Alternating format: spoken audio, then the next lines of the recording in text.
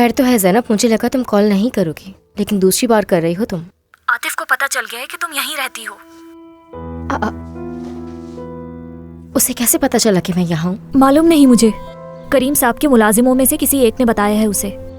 वो कहता है कि उसे इस बात की कोई परवाह नहीं है। उसे गुस्सा सिर्फ इस बात का है कि तुम उसके पैसे लेकर भाग गई हो। देखो, आतिफ जिम जैसा बिल्कुल नहीं है।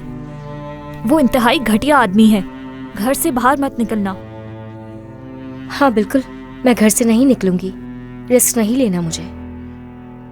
लेकिन एक बात बताओ, जब सबको मालूम हो चुका है कि मैं कहाँ रहती हूँ, तो तुम क्यों नहीं आती? हम दोनों गार्डन में बैठ के चाय पियेंगे।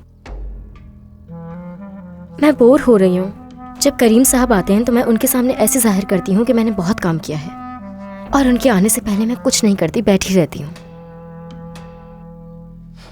ठीक है, खुदा हाफिज़।